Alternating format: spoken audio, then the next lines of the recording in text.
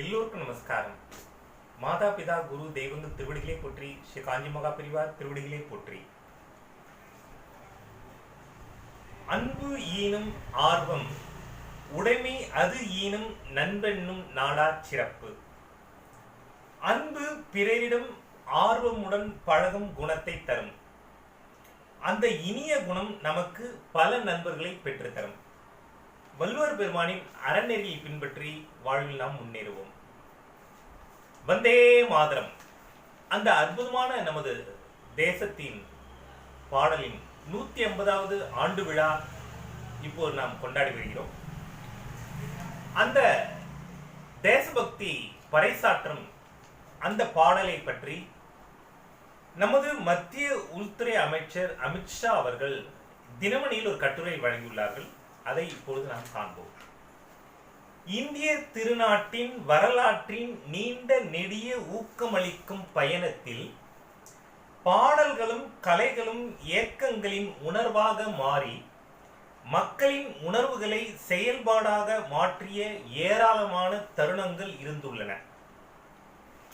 சத்ரபதி சிவாஜி பேரரசர் படையின் போர் பாடல்கள் ஆகட்டும், சுதந்திர போராட்டத்தின் போது இசைக்கப்பட்ட தேசிய பாடல்கள் ஆகட்டும், அவசர கால நிலை பிரகடனத்தின் போது இளைஞர்களின் மெல்லிசைகள் ஆகட்டும், இந்திய சமூகத்தில் பாடல்கள் எப்பொழுதுமே கூட்டு உணர்வையும் ஒற்றுமையையும் தூண்டுகின்றன.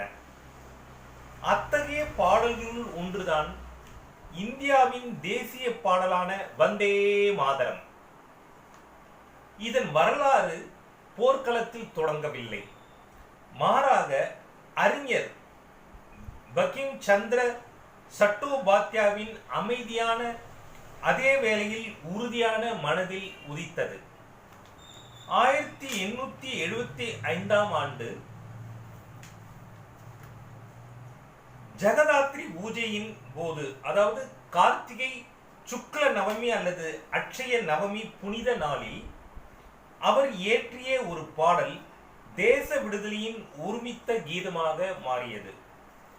அந்த புனித வரிகளில் அவர் பாரதத்தின் ஆழமான நாகரிக வேர்களிலிருந்து அதர்வண வேதத்தின் மாதா பூமி புத்ரோ அகம் பிருத்திவ்யா, பூமி எனது தாய், நான் அவரது மகன் பிரகரணத்திலிருந்து தேவி மகாத்மியரின் தெய்வீக தாயின் வழிபாடு வரை உத்வேகம் பெற்றார். பங்கிமின் வார்த்தைகள் பிரார்த்தனையாகவும் தீர்க்க தரிசனத்துடன் இருந்தன. வந்தே மாதரம் தேசிய பாடல் அல்லது சுதந்திர போராட்டத்தின் உயிர் நாடி மட்டுமல்ல, பங்கிம் சந்திரரின் கலாச்சார தேசியவாதத்தின் முதல் பிரகடனமாக இருந்தது.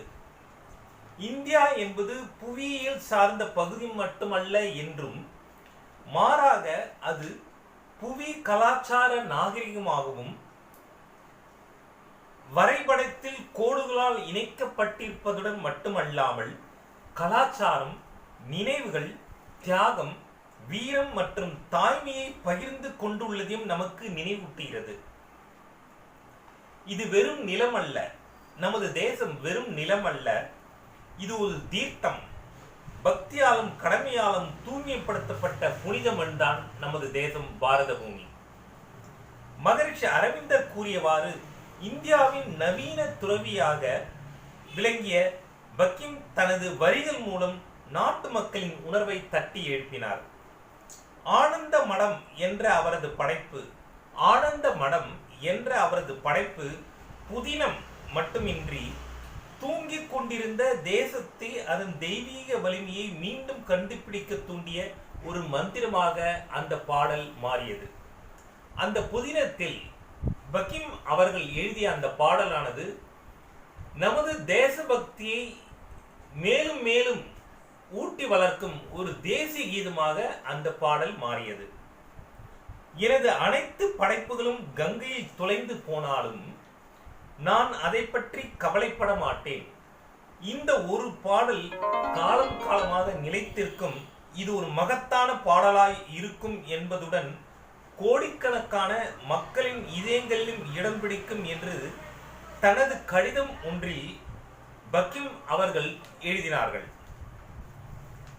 ஆங்கிலேய ஆட்சியின் இருண்ட காலத்தில் எழுதப்பட்ட வந்தே மாதரம் என்ற இந்த பாடலானது விழிப்புணர்வை தூண்டும் படைப்பாகவும் கலாச்சார பெருமையை நாகரிக தேசியவாதத்துடன் இணைத்த கீதமாகவும் மாறியது. தாய்நாட்டின் மீதான பக்தி தனது நாடி நரம்பு முழுவதும் எதிரொலிக்கும் ஒருவரால் மட்டுமே இத்தகைய வரிகளை எழுத முடியும். தாய்நாட்டின் மீதான பக்தி தனது நாடி நரம்பு முழுவதும் எதிரொலிக்கும் ஒருவரால் மட்டுமே இத்தகைய வரிகளை எழுத முடியும். 1896ஆம் ஆண்டு ரவீந்திரநாத் தாகூர் வந்தே மாதரம் பாடலை மெல்லிசையாக அமைத்து கல்கத்தா காங்கிரஸ் மாநாட்டில் பாடியது மூலம் அந்த பாடலுக்கு குரலையும் அழியா புகழையும் அளித்தார். அது மொழி மற்றும் பிராந்தியத்தின் தடைகளை தாண்டி பாரதம் முழுவதும் எதிரொலித்தது.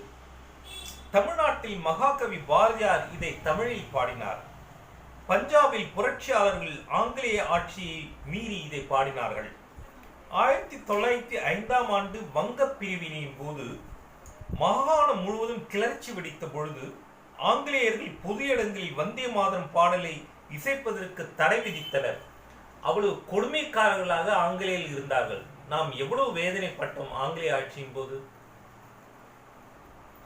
எனினும் ஏப்ரல் 14, 1906 அன்று பரிசலில் ஆயிரக்கணக்கானோர் இந்த உத்தரவை மீறினர். அமைதியான கூட்டத்தின் மீது காவல்துறையினர் தாக்குதல் நடத்திய பொழுது உதிரம் சிந்துவதையும் பொருட்படுத்தாது ஆடவரும் மகளிரும் வந்தே மாதரம் என்று ஒரே குரலில் முழக்கமிட்டார்கள். அங்கிருந்து இந்த புனித முழக்கம் கதர் கட்சியின் புரட்சியாளர்களுடன் கலிபோர்னியா வரை பயணித்தது. சிங்கப்பூரில் இருந்து நேதாஜியின் வீரர்கள் அணிவகுத்து சென்ற பொழுது இந்திய தேசிய இராணுவத்தின் படைகளில் இது எதிரொலித்தது. 1946ஆம் ஆண்டு நடைபெற்ற ராயல் இந்திய கடற்படை கழகத்தின் போது இந்திய மாலுமிகள் ஆங்கிலேய போர் கப்பல்களில் மூவண்ண கொடியை ஏற்றிய பொழுது இந்த பாடல் ஒலித்தது. குதிராம் போஸ் முதல் அஷ்ரஃபுல்லா கான் வரை, சந்திரசேகர் ஆசாத் முதல் திருப்பூர் குமரன் வரை ஒரே முழக்கமாக எதிரொலித்தது. எவ்வளோ பேர் இந்த அதிகார வெறி கொண்ட பிரிட்டிஷ் அரசாங்கத்தை எதிர்த்து நமது தேசத்தின் சுதந்திரத்திற்காக பாடுபட்டுள்ளார்கள், தனது உயிரை கொடுத்துள்ளார்கள். அதற்கு பிறகு அது வெறும் பாடலாக இருக்கவில்லை, அது பாரதத்தின் ஆன்மாவின் கூட்டு குரலாக மாறிவிட்டது. முழு ஆற்றலையும் இழந்த உதிரத்தை கூட கிளர்ந்து எழச் செய்யும் தாரக மந்திர சக்தி வந்தே மாதரம் என்ற பாடல் கொண்டிருந்தது என்பதை மகாத்மா காந்தி ஒப்புக்கொண்டுள்ளார். அது மிதவாதிகளையும் புரட்சியாளர்களையும் அறிஞர்களையும் வீரர்களையும் ஒன்று இணைத்தது. மகரிஷி அரவிந்தர் அறிவித்தபடி அது பாரதத்தின் மறுபிறப்பின் மந்திரமானது. கடந்த அக்டோபர் 26ஆம் தேதி தனது மனதின் குரல் நிகழ்ச்சியில் பிரதமர் நரேந்திர மோடிஜி அவர்கள் வந்தே மாதரத்தின் புகழ்பெற்ற பாரம்பரியத்தை நாட்டு மக்களுக்கு நினைவூட்டினார். காலத்தால் அழியாத இந்த பாடலில் 150 ஆண்டுகளை குறிக்கும் வகையில் நவம்பர் 7ஆம் தேதி தொடங்கி ஓராண்டுக்கு நாடு தழுவிய நிகழ்ச்சிகளை ஏற்பாடு செய்ய நமது மத்திய அரசு முடிவு செய்துள்ளது. தேசிய பாடலான வந்தே மாதரம் இயற்றப்பட்டு 150 ஆண்டுகள் ஆனது ஒட்டி ஓராண்டு கால கொண்டாட்டத்தை பிரதமர் நரேந்திர மோடிஜி அவர்கள் புதுடெல்லியில் வெள்ளிக்கிழமை காலை 9 மணிக்கு தொடங்கி வைத்தார். நவம்பர் 7 அன்று தொடங்கி வைத்தார். இந்த கொண்டாட்டங்கள் மூலம் வந்தே மாதரம் பாடலின் முழு பதிப்பு மீண்டும் நாடு முழுவதும் எதிரொலிப்பதுடன் இளைஞர்கள் கலாச்சார தேசியவாதம் என்ற கருத்தினை உள்வாங்க ஊக்குவிக்கும். பாரத் பர்வ் என்ற இந்திய திருவிழாவை கொண்டாடி சர்தார் வல்லபாய் பட்டேலின் பிறந்த நாளில் அவருக்கு மரியாதை செலுத்தும் வேளையில் சர்தாரின் பாரத ஒருங்கிணைப்பு வந்தே மாதரம் என்ற உணர்வினை சிறந்த உருவமாக இருந்தது என்பதை நாம் நினைவில் கொள்கிறோம். இந்த பாடல் கடந்த காலத்தை நினைவுபடுத்துவதுடன் எதிர்காலத்திற்கான அழைப்பாகவும் உள்ளது. 2047ஆம் ஆண்டுக்குள் வளர்ச்சியடைந்த பாரதம், நம்பிக்கை, தன்னிறைவு மற்றும் மீள் எழுச்சி பெற்ற பாரதம் என்ற நமது தொலைநோக்கு பார்வைக்கு இன்னும் கூட வந்தே மாதரம் ஊக்கமளிக்கிறது. இது நமது நாகரிக சுயசார்பின் கீதம்.